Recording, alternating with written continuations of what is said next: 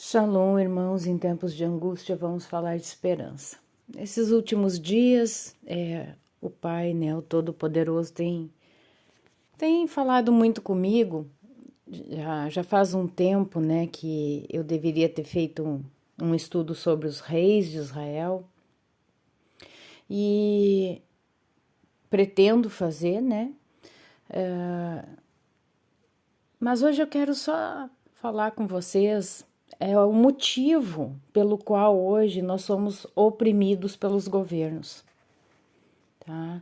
E vocês vão compreender o que está escrito no livro de 1 Samuel, no capítulo 8, verso 1. Vou ler com vocês e vou fazendo alguns comentários. Os israelitas pedem um rei e Deus concede. Quando Samuel envelheceu, constituiu os seus filhos por juízes sobre Israel. Então, Samuel, um profeta, juiz em Israel, ele envelhece e coloca seus 2 filhos ali no seu lugar. O nome de seu filho primogênito era Joel, ou Ioel, né? E o nome do segundo, Aviá. E eles julgavam em Beersheba, e seus filhos não andaram pelos caminhos dele, e se inclinaram a ganhos, tomaram suborno e perverteram o juízo. Essa questão dos filhos, né? Às vezes a gente não compreende, mas cada um que está aqui, eu sempre chamo de exílio, né? Essa terra aqui, responde pelos seus próprios atos, né? Então, o fato de Samuel ter sido um homem segundo o coração de Deus, eu diria assim também como Davi, um homem perfeito em todas as suas obras, de excelência, seus filhos não herdaram isso. Seus filhos não foram como ele, tá?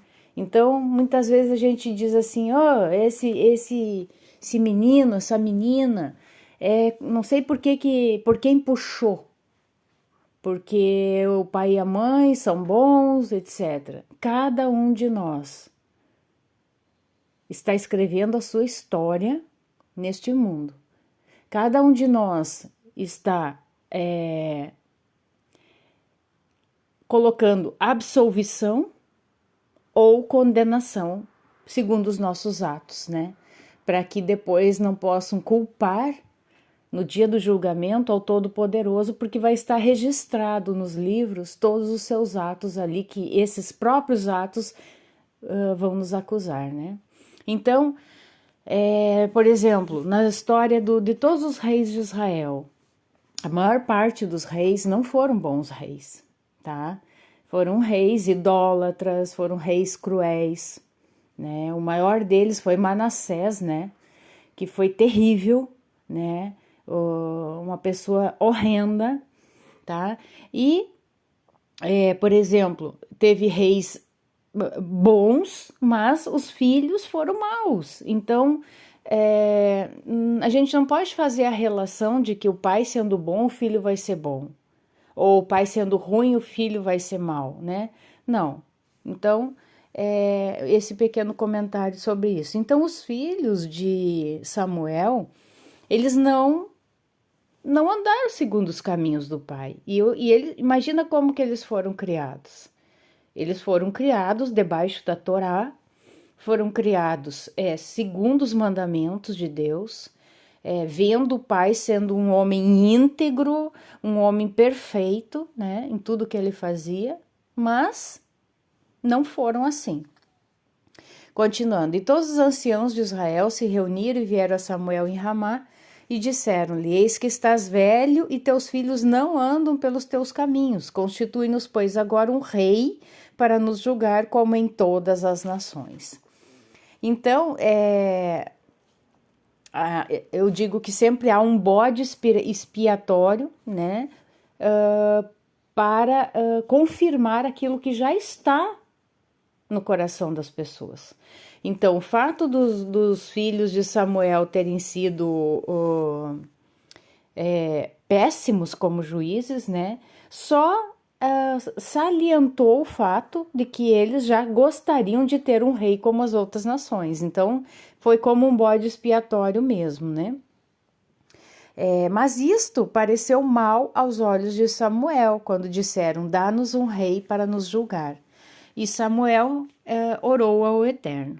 E o Eterno disse a Samuel: ouve a voz do povo em tudo quanto te disserem, pois eles não rejeitaram a ti, e sim a mim, para eu não reinar sobre eles. Eu vou até aqui, tá, irmãos? Para falar para vocês que nós não vivemos, por exemplo, no Brasil, numa monarquia. São poucos os países, né? Inglaterra, por exemplo, que vive uma monarquia. Nós não vivemos uma monarquia, mas nós vivemos um sistema onde existe um governante sobre a nossa nação. Assim como os outros países têm governantes, muitas vezes como Israel, ele não é presidente, mas é o primeiro-ministro, o ministro, né? Então só muda o nome, mas a essência é a mesma. Um homem reinando sobre outros homens. Então o mundo está este caos, as pessoas estão debaixo de jugo, por quê? Porque pediram um rei, tá? Então aqui essa frase aqui quando o Todo-Poderoso diz para Samuel: eles não rejeitaram a ti, Samuel, e sim a mim, para eu não reinar sobre eles. Essa é a explicação, tá? Do porquê que o mundo está este caos que está. Pela rejeição do Todo-Poderoso como rei sobre nós. Então, se nós rejeitamos a ele como rei sobre nós, automaticamente nós estamos rejeitando as suas ordenanças, as suas leis, os seus mandamentos. Porque o que acontece? Por exemplo, Saul, o primeiro rei de Israel, tá? Era um homem lá comum, tá? Da tribo de Benjamim. Inclusive, quando Samuel fala para ele que ele era o escolhido, né? Aqui diz que ele era capítulo 9, verso 1, diz assim. Deixa eu colocar aqui para vocês. 9, 1. Havia um homem de Benjamim, cujo nome era Quish, ben Aviel, neto de Seror, bisneto de Behorat, ben Afiá, o filho de um ilustre benjaminita, um homem valente. E ele tinha um filho chamado Shaul, né? Um jovem tão belo que não havia entre os filhos de Israel outro mais belo que ele, dos ombros para cima, sobressaía-se em sua altura frente a todo o povo. Então, eles eram, né, da tribo de Benjamim, das menores das famílias ali de Benjamim. Então, não teria motivo algum, né, a não ser pela sua aparência, pela sua altura, né, de que ele pudesse ser escolhido, né, não, aos olhos humanos não teria motivo dele ser o escolhido. Mas foi, tá? E o que aconteceu? Ele se desviou, rapidamente ele se desviou de todas as coisas que Samuel ordenou, né, que, como profeta que era, né, que ele agisse, né, conforme a justiça, que agisse conforme os mandamentos de Deus, sempre aquelas ordenanças, se obedeceres os mandamentos, tudo te irá bem. Mas o que acontece, né, não ocorre, né, na maior parte das vezes, não ocorre desta forma, tá? Voltando 1 Samuel 8, 1 Samuel 8, no verso 10, Samuel vai colocar para o povo os inconvenientes de se ter um rei. E Samuel falou todas as palavras do Eterno ao povo que lhe pediu um rei, e disse: este será o costume do rei que reinar sobre vós. Ele tomará os vossos filhos e os empregará nos seus carros, como seus cavaleiros, e para correr adiante dos seus carros. E os porá por capitães de 1000 e de 50, para lavrar a sua lavoura, fazer a sua colheita, fazer as suas armas de guerra e os apetrechos dos seus carros. As vossas filhas tomará para perfumistas, cozinheiras e padeiras, e tomará o melhor dos vossos campos, tomará o melhor dos vossos campos, das vossas vinhas e dos vossos olivais, e dará a seus servos. E tomará o dízimo de vossas sementes e de vossas vinhas, e o dará a seus eunucos e servos, e os vossos criados e criadas, e os vossos melhores moços e os vossos jumentos tomará, e os empregará no seu trabalho. E tomará o dízimo do vosso rebanho, né?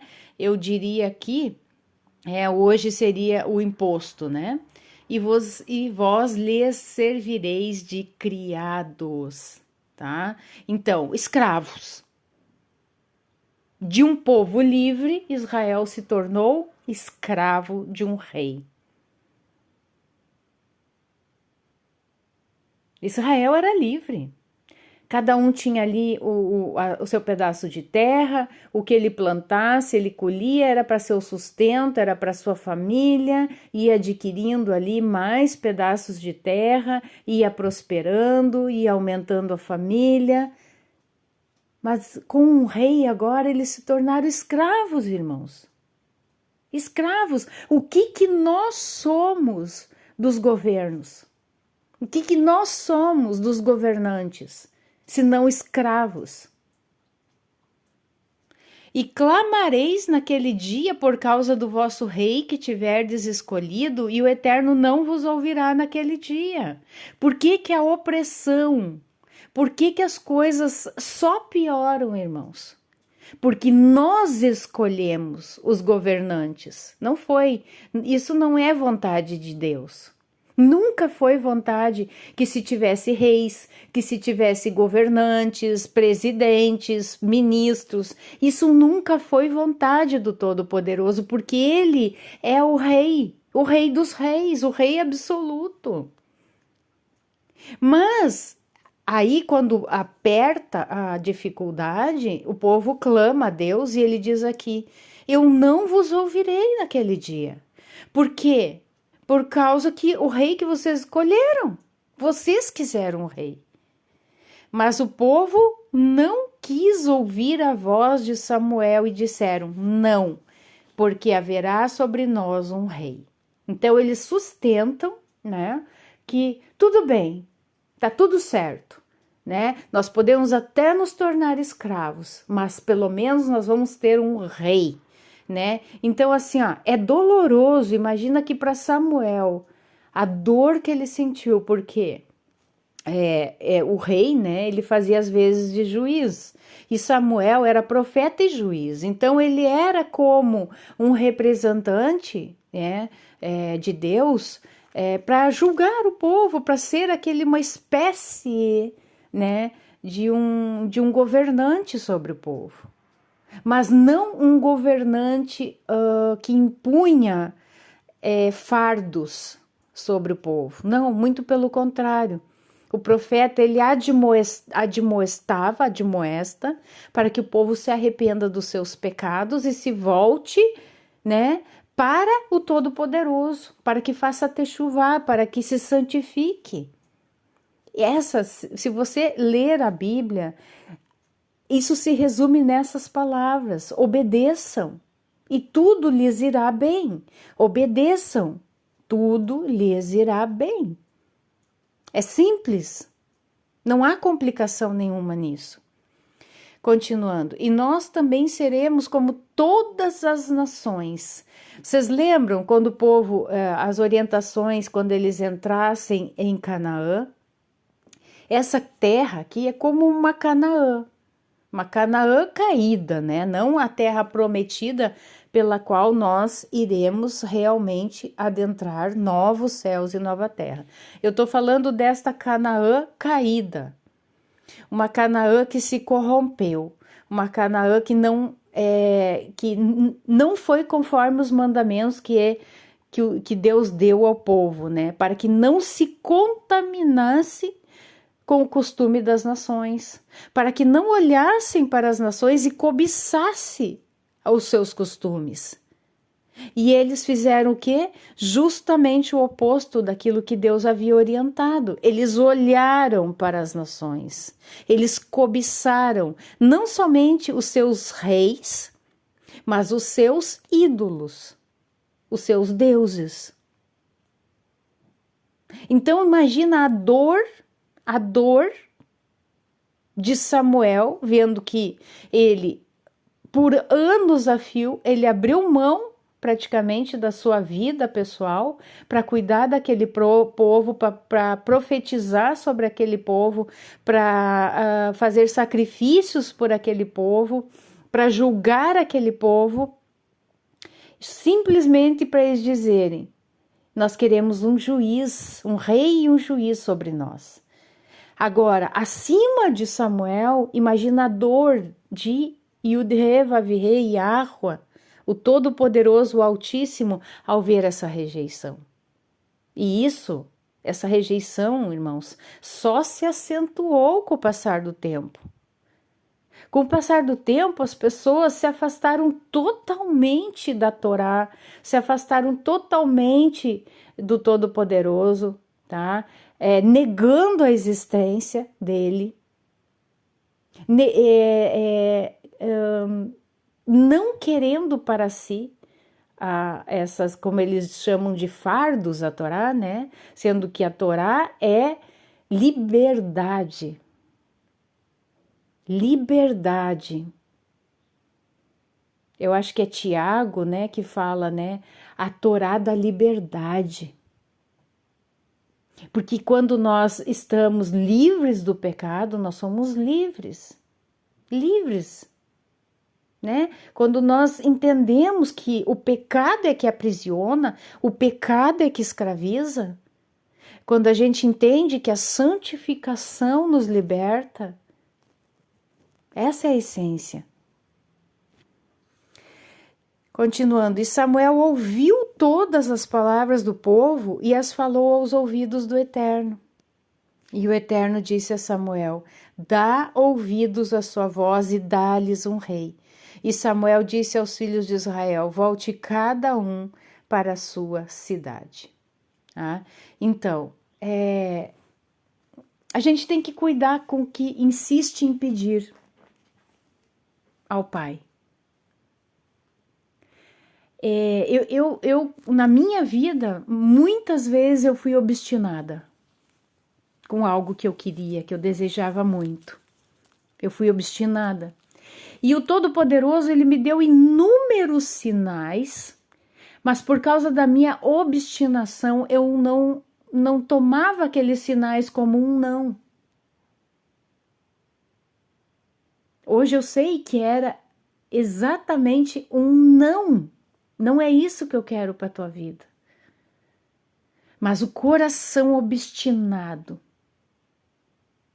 faz com que a gente acabe realizando por nossas forças, por nossa vontade, aquilo que Deus já disse que não é para fazer.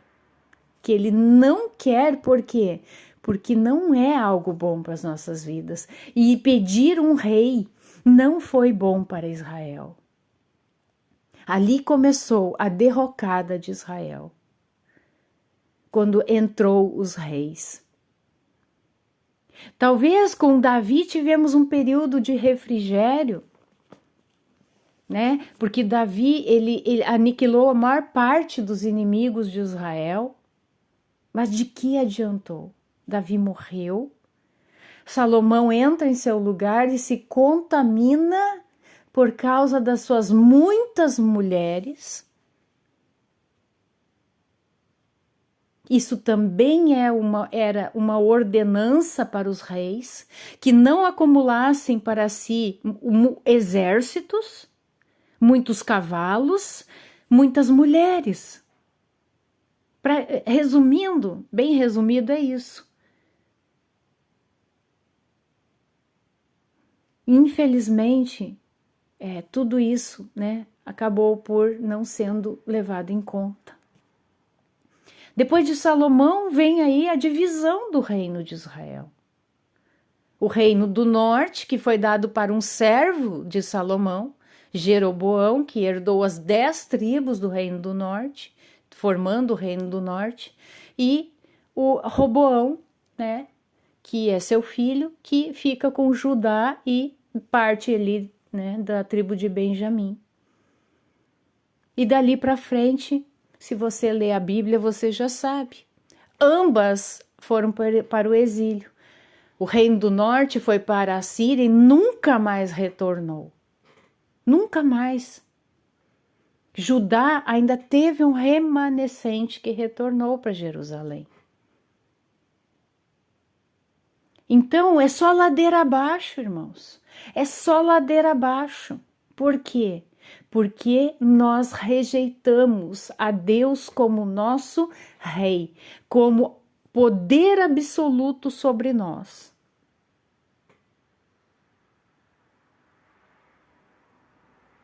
Aí quando as coisas começam a dar errado, por que Deus não me ouve? Por que Deus não ouve as minhas orações? Por que o Brasil, né, com esse governo que, na verdade, governos não muda, né? Estão de braços, são duas cabeças do mesmo corpo, né? Não muda, mas debaixo do jugo da escravidão que foi relatado aqui por Samuel. Essas mesmas palavras é para nós. Nós escolhemos ter um rei sobre nós. E o que acontece? Ainda nós temos a chance de despertarmos dessa sonolência, de entendermos que existe um rei que reina absoluto e nós renunciarmos. Não que nós vamos nos tornar cidadãos rebeldes, porque não tem como, né? Não tem como a gente dizer que não vai mais pagar imposto, que não vai mais estar sujeito às leis, né, ditadas pelos governantes. Não tem como. Nós vamos ter que estar sujeitos a isso. Mas quando a gente volta, né, a dizer: Pai, Tu és o meu rei, Tu és o que reina absoluto na minha vida. Eu não tenho outro rei, eu não tenho outro governante sobre a minha vida. As coisas começam a mudar. Não que vá mudar num contexto mundial, mas vai mudar naquilo que nós vamos ser preservados de muitas coisas e somos preservados de muitos estilhaços, né? De um tiro, né? Quando é dado um tiro, tem os estilhaços, né? Aquilo que respinga daquela bala, daquele tiro, né? Nós somos preservados quando nós dizemos para o Todo-Poderoso: reina sobre nós. Eu quero que Tu reines sobre a minha vida. Eu não quero ser como aquele povo que pediu um rei. Eu quero pedir: reina sobre a minha vida. Tu és o rei absoluto sobre a minha vida. Amém, irmãos? Essa palavra tem me impactado demais.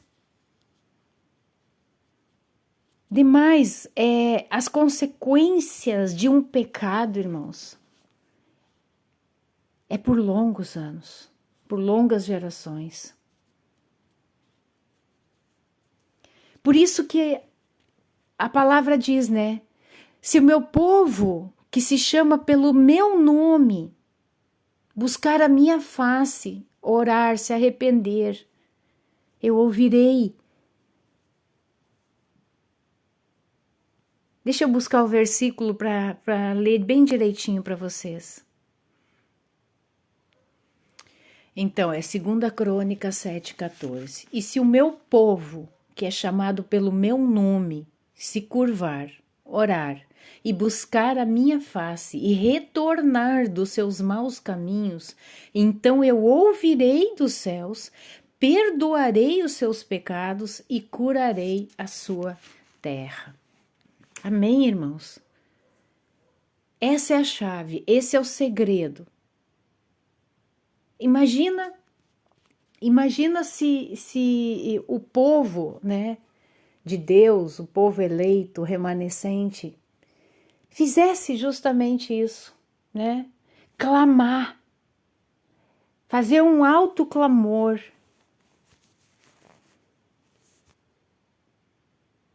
Muita coisa mudaria, muita coisa. Não para preservar essa terra, este mundo, porque isso aqui já está com os dias contados. Mas para que muitas coisas muito malignas que são feitas aqui nessa terra fossem anuladas. Muitas coisas malignas. Por isso que diz, né? Os filhos das trevas são mais prudentes que os filhos da luz. Por quê? Porque eles têm as suas questões de. Como é que eu vou chamar? De clamar para os deuses deles, né? Os seus rituais, muito mais focados do que nós. Isso é uma realidade. Muito mais focados, né? Então, irmãos, eu penso assim, ó. Às vezes a gente pensa, quem sou eu, por exemplo, como alguém desperta? É difícil a gente achar pessoas que compartilham na cidade que a gente mora do mesmo pensamento, da mesma crença. Então a gente acaba por ser muito só, né? E isso é uma fala que eu vejo que é meio geral. As pessoas ficam solitárias nas suas cidades. Mas eu vejo que muitas das tragédias anunciadas, por exemplo, aqui no Rio Grande do Sul, onde eu moro, na minha cidade foram atenuadas por quê? Não que eu seja alguma coisa, mas eu sou uma filha do Altíssimo, plantada aqui neste lugar, para quê? Para clamar por esta terra, né? Para pedir pela misericórdia do Eterno. Então, se cada pessoa, cada remanescente que está plantado, aonde você está, é ali que Deus te colocou. Eu demorei para perceber isso, irmãos.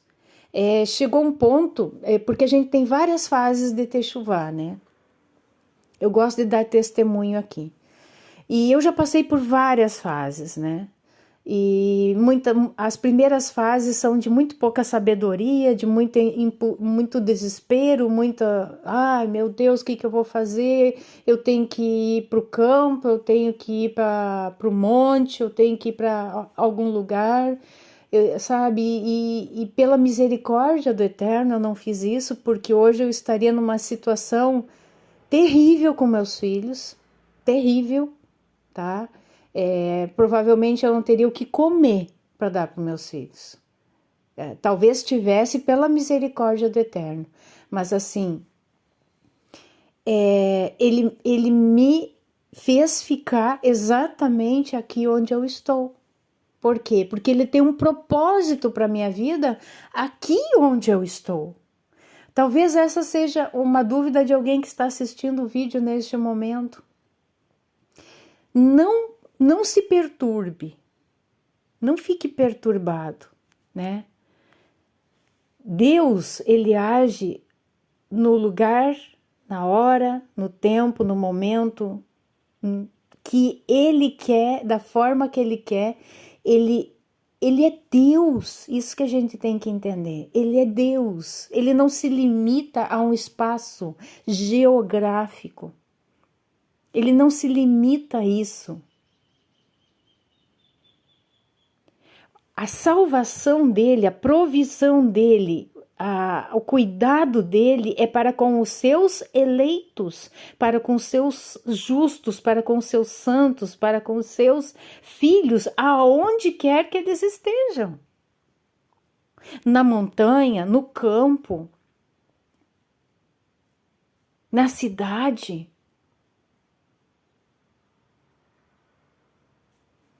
Ou vocês acham que numa cidade não vai precisar ter eleitos para que possam ser profetas ali, bocas de Deus naquele lugar? Ele precisa de um rebanho espalhado, por enquanto, em todos os lugares, em todas as nações, para que seja um canal dele nesses lugares. Então, a gente tem que entender isso e não ficar depressivos. Ah, eu estou só. Muitas vezes eu gostaria de estar congregando com irmãos despertos. Mas não tem, não se acha. Mas isso vai matar a minha fé, vai me desanimar, Não, porque eu sei que eu estou no lugar, no tempo, no momento, na hora escolhida por Deus.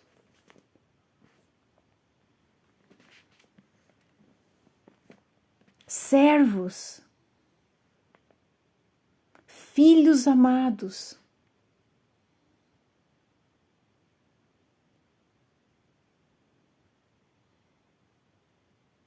mensageiros,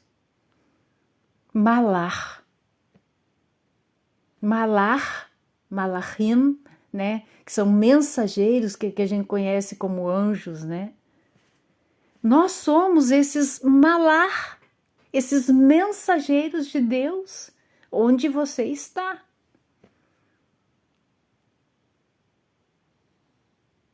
Interessante que malar é parecido com meler, que é rei, né?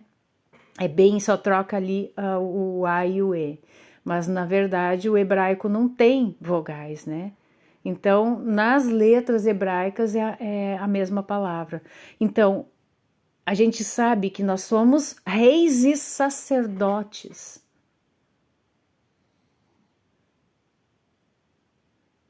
Reis e sacerdotes. Nós, como filhos do Altíssimo, nós temos que reinar como filhos do Altíssimo. Nós temos que profetizar, nós temos que exercer esse papel de sacerdócio como filhos do Altíssimo. Onde estamos?